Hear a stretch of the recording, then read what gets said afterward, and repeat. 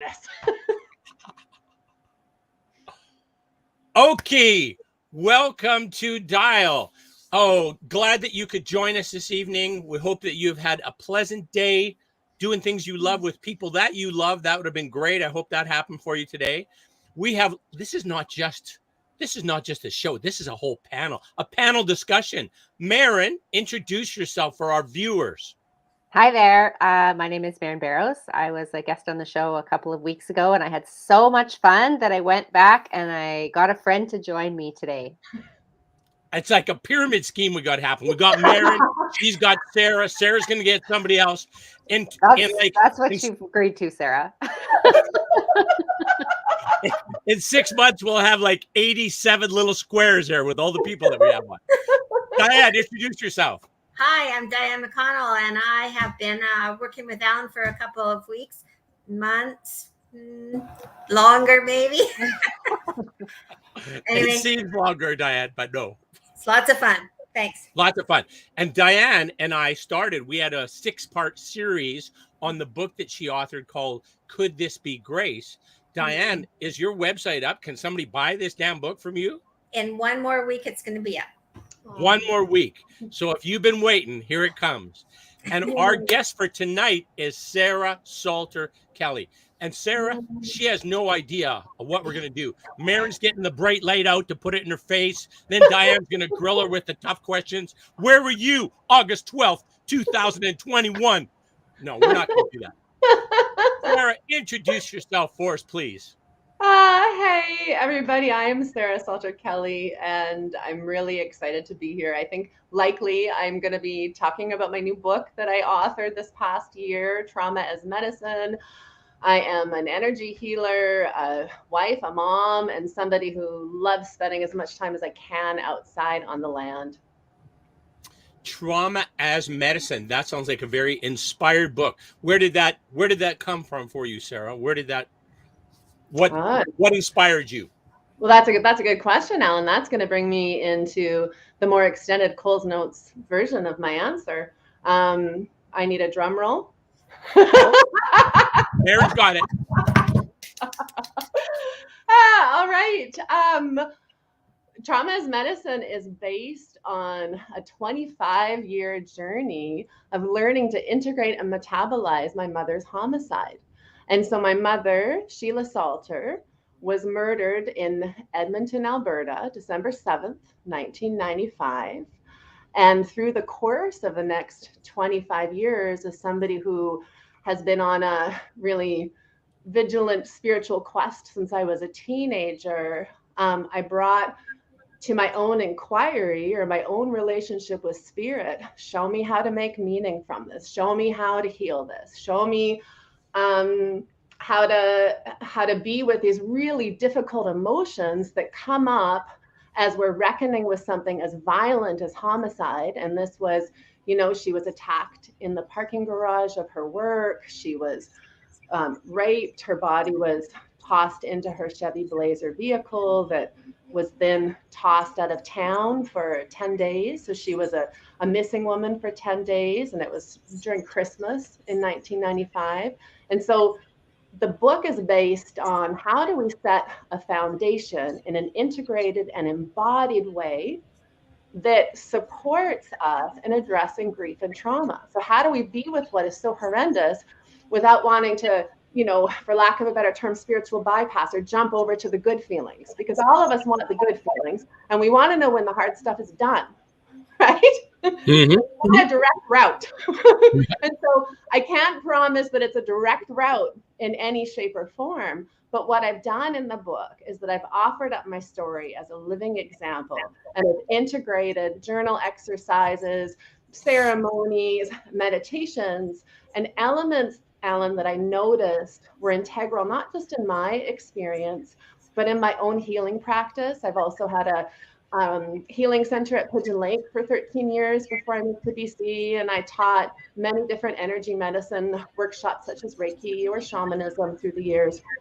And so through supporting other people in addressing trauma, I also noticed that there were certain components that came together, such as learning how to face fear, being with our triggers, expressing emotions that for whatever reason we might have judged or condemned or deemed unworthy of expressing. Another piece that is coming to me, her perpetrator was found guilty of murder one in April of 97. And shortly after that, he suicided in prison. So again, at the time, then I would have been about 21. And so I remember thinking, like, what's the point? What's the point in everything? My mom had been a life coach. And so I was really inundated with, the philosophy around personal growth from the time I was really young. So I kind of had an expectation that there'd be meaning in everything. Mm-hmm. There I was with my mother being brutally murdered, this person accosting her in the parkade, and it didn't make sense. And what I noticed in this journey of meaning making is that when we're willing to go into the deep emotions that come from our grief and trust that there's a way to express them, there is support, even if we can't see it, and that we have the capacity inside of ourselves to heal, to transform. Another big element that shows up in the book is that I hadn't addressed my anger towards her perpetrator until about 10 years. So at the 10-year mark, I realized I was angry. Before that, I think I had thought, what was the point in being angry? I knew that he had grown up in the system and had likely gone through his own traumatic experiences. And I used that as an excuse to not go into my own anger. And so when I finally gave myself permission to get angry and acknowledge the sense of victimization, something really uncanny happened, something totally unexpected, is that I had an experience of compassion, a profound experience of compassion that sent me on this quest to understand more about who he was. And when I had that... Whoa, Sarah, let me just make sure I'm following you. You're telling me that you, with the guy who raped and murdered your mother, that when you were facing your anger towards him, it became compassion, and then you went on this journey. This is unusual, I would say. Like, I don't understand how this works, but that seems a little odd. Maybe Diana Marin no more. They've also had, tremendous grief in their lives that they have endured. Does that resonate? I guess there's no external villain in your case for Diana Marin. Marin. That's an interesting point because, one of the first, I just want to say how I met Sarah. I was introduced to Sarah at a women's weekend that was kind of focused on it ended up being about facing your fear. And basically she shared her story right at kind of the beginning of the workshop. And I had this story prior to meeting Sarah that how do you heal something that is so irreconcilable in your life? Like, how do you move through something like, this doesn't make any sense, right? And then I heard her story and I was like, well, if you can heal that, you can heal anything. So it kind of just blew my theory out of the water. And then I started to actually believe that it kind of started my journey, honestly, of reconciliation around it. But you're right about who are you mad at? And I needed to be mad at everything and everyone, like God, the genetic disease, I needed to go through my own. And I didn't even know that. It was like, she said 10 years later, she's like, well, because I was like, what's the point of being angry? But that you do have to move through that pretty quickly. Like once the anger came, then things, I would say, more quickly. That was your experience too, Sarah? The anger that turned into compassion was kind of a fuel to kind of move through with your healing? I was actually pissed off by the compassion initially. When I had a vision where I saw Peter Bright Eyes is the name of my mom's perpetrator. My mother's name is Sheila Salter. And so I had this vision of him as my son. And the vision was so unexpected when I was in a deep meditative process that when I realized that that was me in this mother role and that that was him in a son role, I pulled myself out of it with a whole bunch of swearing and feeling like I betrayed my family. How could I have this feeling of compassion? How could I do this? I felt ashamed of it. And I was having the ceremony to get angry. I was expressing my anger finally. How could this isn't fair? I want to be mad. And so it was probably still over the course of the next year, Alan. And I created a ceremony once a week where I sat with whatever my feelings were for at least an hour. And in that time period, some days I felt compassionate, some days I felt angry. The difficulty was being with the paradox and being with the duality. However, that was just what was true. It wasn't one or the other. Over time, the anger wasn't there anymore. Over time, the anger waned and the compassion became a seed that instigated my interest in understanding his humanity. So all of a sudden I was stepping out of the need to otherize, and I was contemplating, who could this man be other than a bad guy? He was someone's son. He was someone's brother. Like, who was this guy, and what had maybe come to pass that had made him be that guy that was in the parkade that day? Because you're not born like that. You don't just all of a sudden end up that way.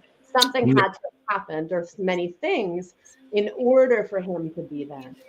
Your weekly practice of compassion / forgiveness / healing, that practice, did you get that from somebody else? Did you create it yourself? Was that one of your own design, or was that you borrowed this from somebody else and said, oh, this is going to work for me? How'd that go? That's a good question. And so when I was about 16, Alan, I discovered that there was such thing as witches that were good. And I developed a practice that was connected to earth-based pagan traditions, right? So old Celtic traditions of my own ancestors that became foundational in addressing Mom's homicide. And so I learned how to just sit outside and be in a place of prayer and connect with the land around me, and to really trust in that connection. So that started when I was about 16, 17. And so by the time I created the ceremony with bright eyes to express anger and experience the unexpected compassion, I was 30. So I had, felt pretty strong in that. I also knew that my son only napped for an hour and a half and my twins were in kindergarten. So I had a time frame and I was going to get the job done. Wow. Yeah. Okay. By the way, with the witches, the good witches, the bad witches always wear black hats, right? So Only. That's how you know. Okay, it's really, and that's important to have that identification. I appreciate that. Baird had a comment. Sorry. I wanted to just say one more thing as somebody that has, been Sarah's student and then kind of watched her journey for, I think we've known each other for like 11 or 12 years. One of my very, very favorite things about Sarah as a spiritual teacher is the fact that she actually doesn't tell you the answers. She expects and knows that you have your own answers, and she guides you to creating your own container to discover what those are. And so this really resonates with me as somebody that doesn't like to be told what to do, because I think a lot of us don't like exactly like this is the way you do it, right? Sometimes that's okay, but most of the time it's like, well, no, I want to really make this my own. And so it's that old adage of like, don't, teach, or don't fish for the guy, teach him to fish kind of thing. It's the same sort of idea. So I think that's one of the best qualities that she has to offer, is that she will help you understand how to build your own relationship with the land and the elements so that you can create your own container for healing, which will last you your whole lifetime. So that's been my experience working with her as a student. Beautiful. Yeah. And that made it hard even in writing the book, just for what it's worth, is that I think I had a lot of resistance for a while of, how do I say this is how you heal trauma? Who am I? We all have the answers inside of ourselves. And I know that any of the writing I came up against myself around grief or trauma in the late 90s or early 2000s that came from that mindset, I automatically, had an aversion to it. Don't tell me there's 5 steps. Don't tell me, and that's obviously Marin and I have a kinship with that and so it's, how do we create an opportunity, a container for each person to trust in the wisdom inherent inside their own being to find the answers? I'm sure this isn't the case, but I'm going to ask anyways, because a lot of times when people have trauma, they hold a lot of guilt or shame related to that. Now that can't be you can't in any way blame yourself on what happened to your mother. Like there was no way that you could have made that connection, or there was no connection that way, correct? No, Ellen, I would say that still came up at one point for me. And Really? so I think that is a normal part of the grief process. So despite my aversion from the rules once upon a time, I can honor and recognize that some, such as the self-blame, I realized that probably again around 10 years after she died, that there was a small part of me that thought I could have done something differently. I'd been on the phone with her the day before. And it's ridiculous in our mindset, but I think that that's just what happens, right? We blame ourselves. And it's almost as if the little kid inside of us comes up that assumes responsibility for everything and thinks everything's their fault.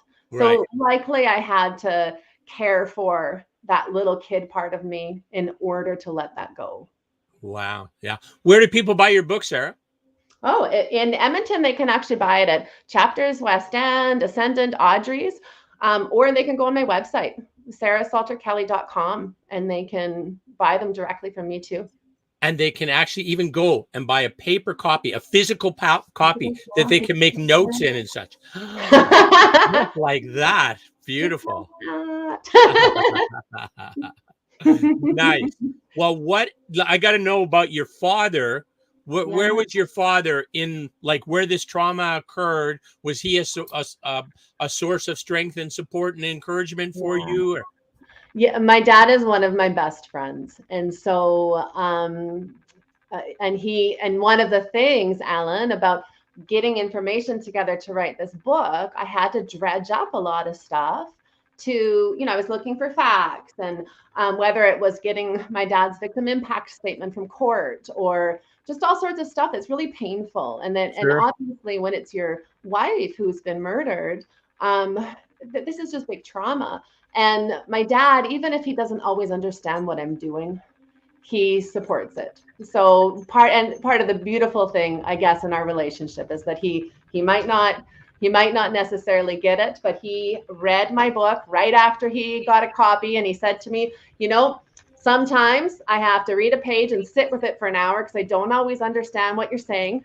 And it takes me a while to understand it, to bring your mindset into one when we're thinking about our lives from a place more of energy healing rather than here's all of the steps. So, well, I got to believe you authoring that and your dad writing it, because he might not have written if it was written by anybody else, but because you wrote it, he was going to read it.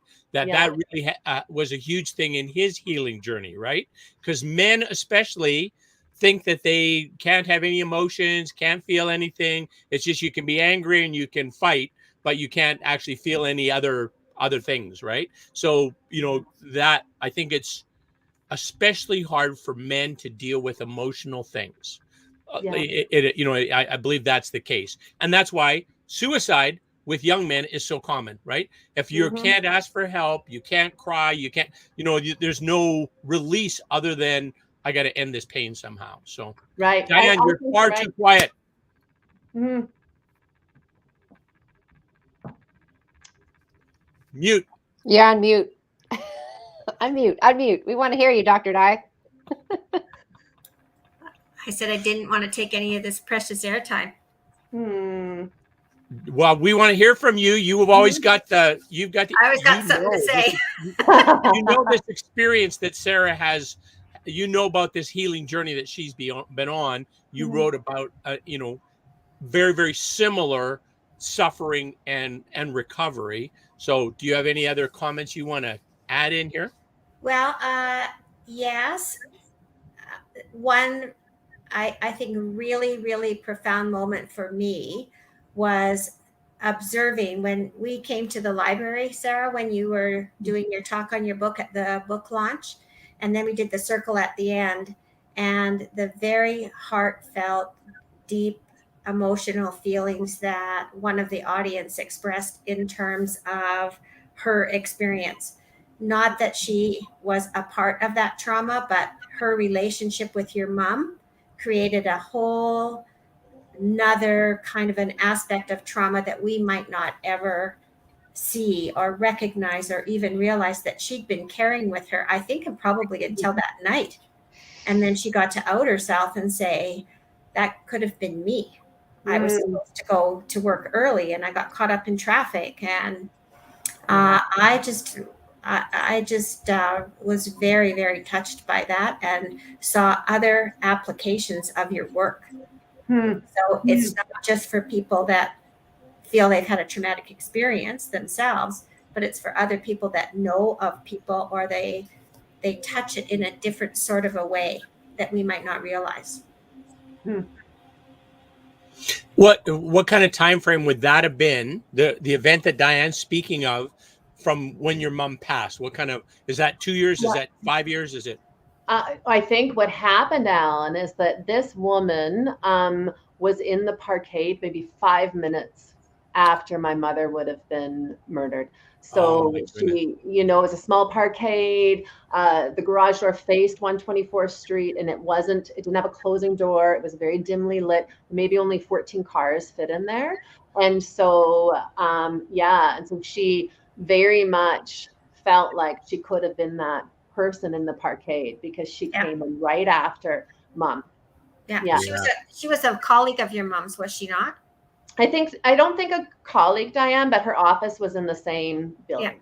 But she had expressed that she had planned to come in earlier that day and got caught up in traffic. So she was actually there, as Sarah said, 5 minutes after the incident. So she was imagining that had she been on time, that wouldn't have been Sarah's mom, it would have been her. Yeah. And it was such a random act of violence. Like, it's very likely that he was just planning a robbery. It's possible, right? That led to something else. We don't know because he was also under the influence of substances. But yeah, it most definitely could have been. And so that was, and I think that vicarious trauma or lateral trauma can often be one that people will hold on to, that, oh my God, that could have been me. And so it is helpful for us to find ways to move that and to, Or they would tell themselves, that wasn't mine, so this isn't justified. I shouldn't be feeling this, or I shouldn't be impacted, and shame themselves from it. Yeah. Or what's wrong with me? Why am I? Yes, absolutely. And any time that shame comes up, it's so important to recognize it as energy needing to be addressed.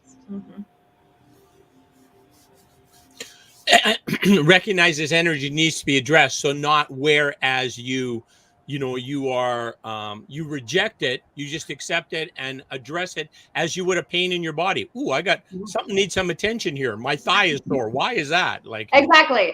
Invoking that observer self, if you will, Alan, inside of us. And instead of going, oh, shame, I've got to hide, I need to disappear. Instead going, oh, shame, wow, this has really sparked something in me that I need to address. So we take it out of the energetic and into something that's quantifiable. We can recognize that it's simply information from our nervous system that is saying, hey, there's something here. And you can do something. You don't have to be powerless in the face of this shame. You can do something to change it. And when we can do something to change it, we feel empowered instead of in that place of being repressed. We have a comment. My goodness, I usually don't pay attention to the comments, but we have a comment from, yes. Can you imagine? Somebody is talking to us. Rita Meissen, thank you so much for your listening and your engagement. Rita says, this came up in my feed right after the Real Pat King video. And I must say, I'm working on this over the last year. After trauma I suffered in Navy in my 20s, some 30 years ago, and other traumas since then, not burying it anymore, taking it out, examining it, and letting it go. So beautiful. Thank you, Rita. Because what it is we're learning to love ourselves. So as soon as we have these parts of ourselves that we've deemed unworthy of loving, we're not able to live wholeheartedly. We're always having to hide away or push away the stuff that we don't want to deal with. And as time goes by, we start to realize that the only person we're ever letting down is ourselves. So that's what we're reckoning with. Are we worthy enough to go to the bat for ourselves and make it a priority? Sarah, related to that, Rita says, yes, I am a holistic health practitioner.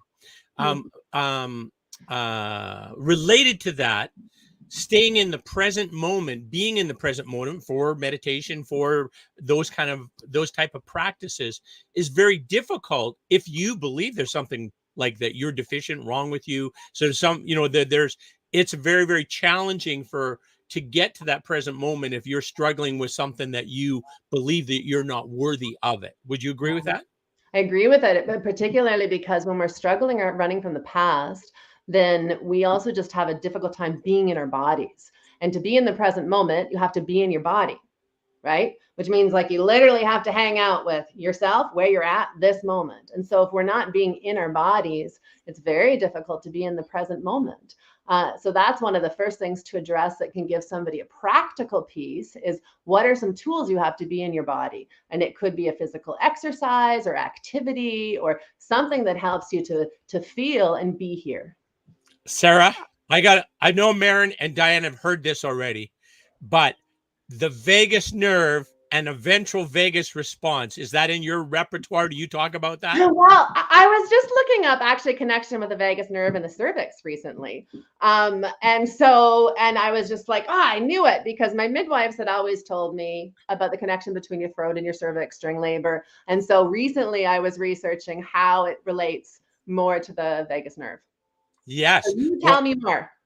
Well, all I know is I stumbled across this because for the last couple of years, I've been focusing solely on understanding adverse childhood experiences and understanding trauma and how you address it, that kind of thing. And I've actually never had any trauma. Like I've had little tiny things, but not anything that would be one of the 10 things on the adverse childhood experiences list.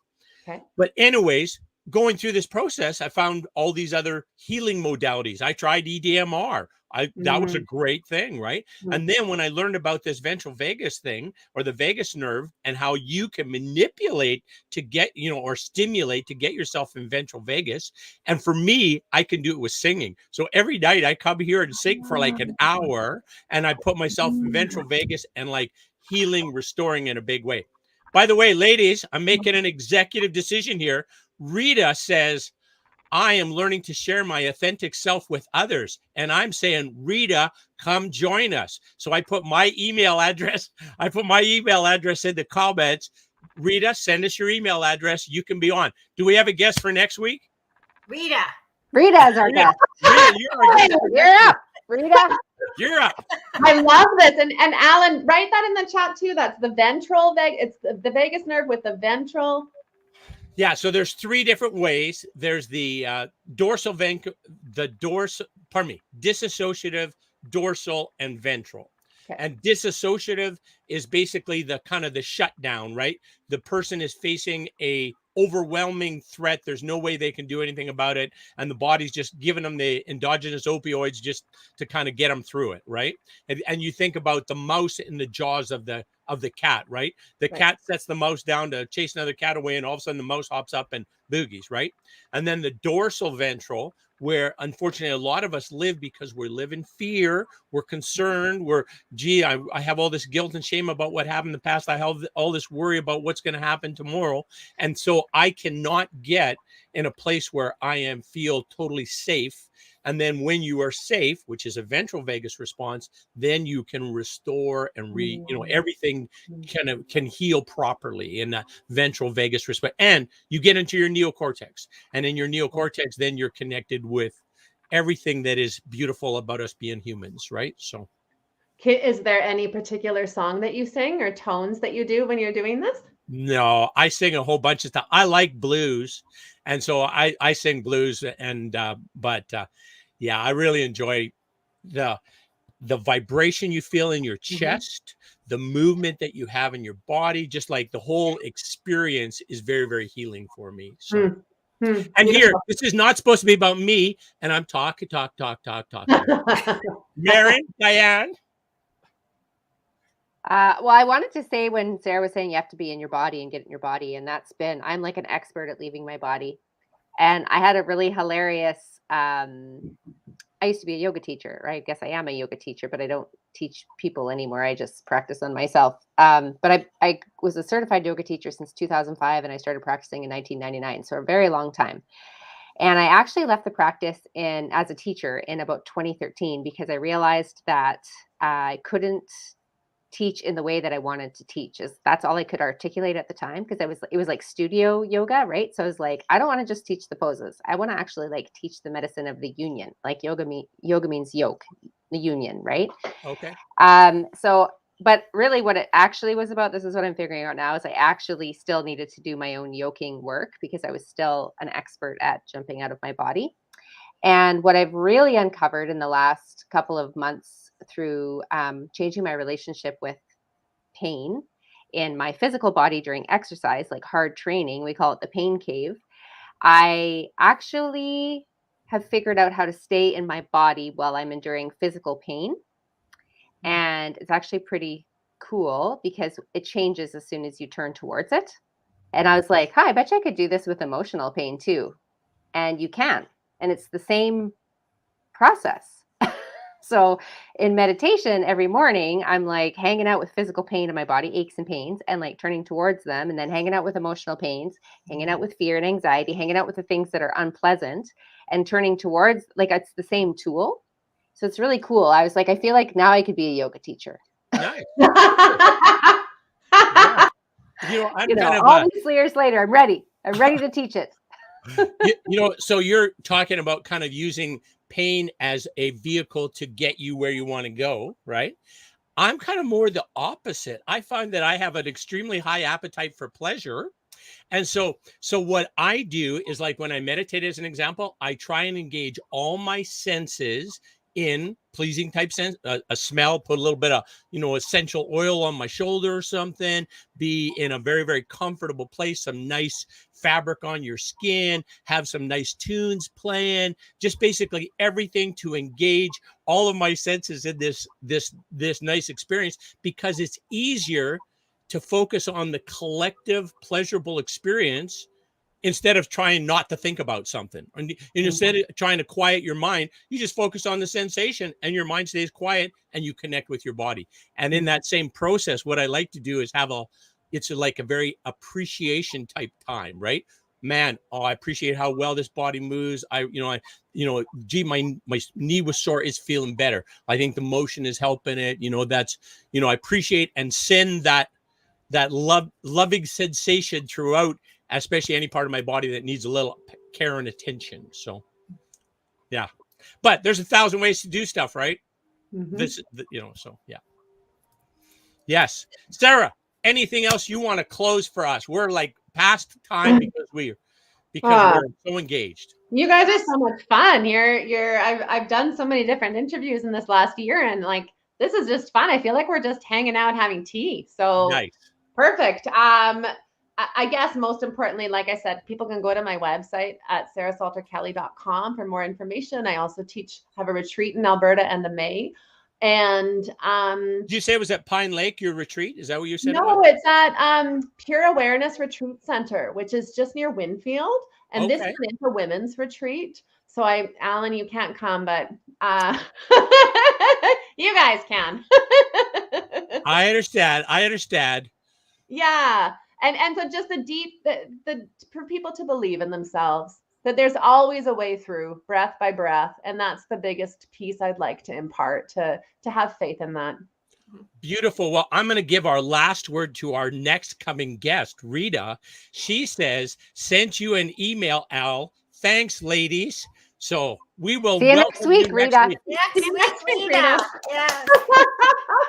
Okay, good night. Keep yourself Good night, well. everybody.